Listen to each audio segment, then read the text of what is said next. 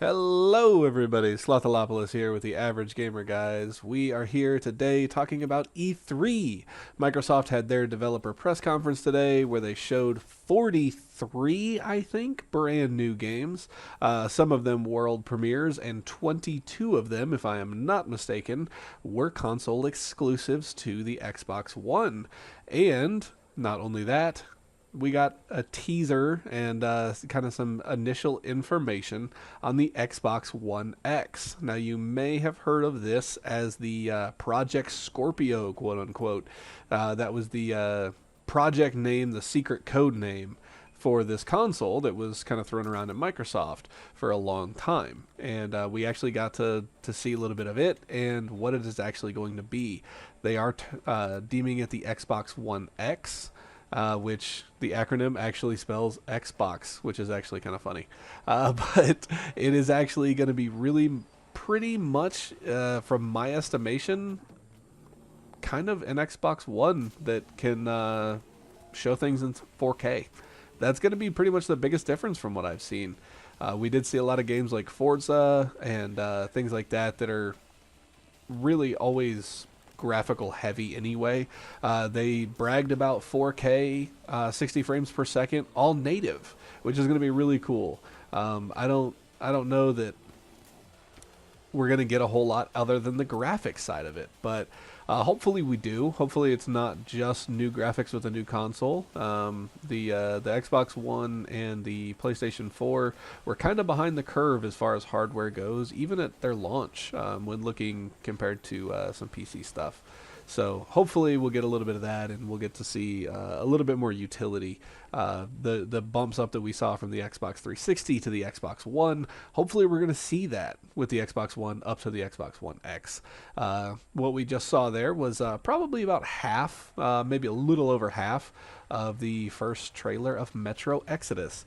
Looked pretty crazy. All that stuff was supposed to be done in engine, so it's not just cutscenes and stuff like that. Obviously, there were some scripted events and things like that, but it looked pretty solid. It looked good. The Metro games have always been a kind of a fun thing to look at and experience. Other than just playing, they're really fun, but they're a really cool experience just to behold. We did see Ubisoft come out here with the next Assassin's Creed. So this Assassin's Creed takes place in Egypt, ancient Egypt, and it is basically a prequel to all of the other ones. Probably the best way for them to go. At this point, they're kind of left with going feudal Japan or going back in time like this. This has been a neat little announcement. I don't think a whole lot of people anticipated being in ancient Egypt, especially with them going back in time. If you have a series that is doing pretty well, the last couple Assassin's Creeds have been somewhat of a letdown, if we're honest, but it's a really well producing game. It sells well. It's a really good IP. Now, if you're doing something like that and you have a lot of installments in the series, it's really difficult at the end to go back in time, because then you have to balance your need for the game to grow and to implement new gameplay mechanics and items and things like that. You balance that need with needing to make it make sense canonically. So we can't have a game that happened 500 years in the future have better tech than have worse tech than we do right now. That just wouldn't make sense. And I think they're doing an interesting job with it, with things like this. We see the hawk kind of fly around. He gives us literally a bird's eye view of things, and that kind of helps us plan out our routes. Now that kind of makes some sense in that, the technology is not changing. The gameplay mechanics can change without it kind of being stupid, and that's cool. Hopefully this is a little bit more thought out game than we've seen with the last couple ones. Hopefully we have maybe some graphical fidelity, I guess we could say. We don't have people with no skin and they're just running around with eyeballs and teeth. That was a really creepy bug, and it was kind of indicative of having these releases and you push things out too quickly can really hurt an IP, especially when you look at like how great Black Flag was. if not a little bit one-dimensional, but it was really fun. But when you push these games out too quickly, we have some struggles. We usually see that with a Call of Duty-esque type thing. So hopefully this game can kind of live up to some of that. I don't know if maybe they're adding a little bit too much sometimes, like with homing arrows. I mean, it's funny, but it's it could be kind of silly. We'll see how it goes. But honestly, does not look like a bad game. Pretty fun. We saw a lot of kind of indie developers, some smaller things. We saw a lot of that from Microsoft. They really wanted to press the importance of Xbox really cultivating these smaller developers and stuff, which was really cool to see. With that, we also saw a lot of bigger IPs too. I watched a little bit of Dragon Ball Z as a kid. The fighting game here that we get to see, it really looks like it's a reskin of like a Marvel versus Capcom type thing, and just to the point where you even have 3 people coming in. So I think we saw there was like an X-Men game as well, with like Deadpool and stuff like that, and then like Marvel versus Capcom. This seems really reminiscent of it, but with all these characters that a lot of people have really enjoyed over the years. We see like Frieza and Cell and Boo and Vegeta and Goku and all that stuff. It's really cool. It's neat. Honestly, I'm garbage at fighting games, but this looks really fun. It's probably a game that I'll wait for to go on sale or something like that, maybe. Or if we have some people that want to get in on that too, maybe if Doc gets it, that's going to be something that's going to be really fun to play with people that you actually know, versus online, because I would just get smacked around for 25 minutes in a row, and then I'd throw my controller. And then that becomes an expensive game, because then I have to pay for a controller now. But I wanted to throw that in there. It looked really fun. Honestly, not too far off at 2018. The big bulk of what we're going to see here today is Shadow of Mordor. If you've not played the first one, go do it. It's awesome, really, really fun, really cool. A lot of depth to how to attack certain people and how to, really use the puppet strings on these orc leaders.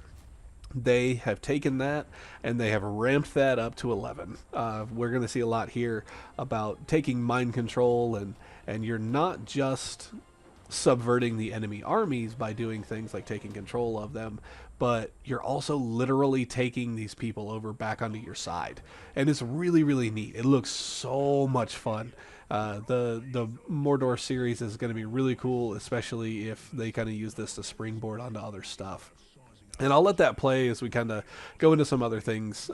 Phil Spencer went on to talk about backwards compatibility and how great the 360 backwards compatibility was for the Xbox One, and how many people liked it, and how many games we had. I think they said over 300 360 games that are now backwards compatible on the Xbox One. Now, the cool thing is they've taken that and they've also ramped that up to 11. We are getting Xbox games for the Xbox One. The OG huge X-shaped box. We're actually getting those for the Xbox One. And one of the ones that he actually mentioned was Crimson Skies, a World War II aviation battling game. Really fun, really cool. That's going to lead to a lot of cool things. There's a lot of OG Xbox games that are going to be really, really fun to play, and they're going to bring people back together. I think it's cool. They're probably really cheap to source, if you can still find the discs for them, that is. But your flea markets are going to go bananas. People are going to be buying OG Xbox games again. So that's really cool. I really do appreciate that, because there's a lot of really good games that are just kind of timeless, that we can go back and play now. The focus on the Xbox One X, like we talked about, being 4K and upping the frame rate and stuff to really keep up with these PC titles and the PC capabilities. The cool thing with that is Microsoft is really putting an emphasis on making those 4K things happen.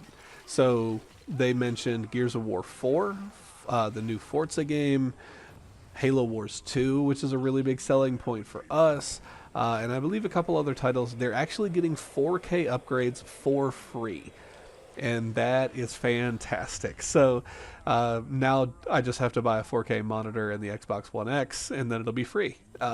So nothing's free, kids. That's the moral of that story. But it's really cool. We're gonna get that option, especially for a great game that I love.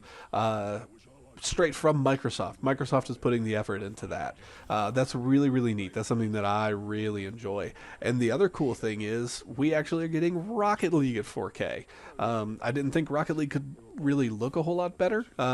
Graphically, it's pretty crisp, it's pretty clean, but we'll be getting that at 4K as well. So that's a really big selling point, probably for a lot of people.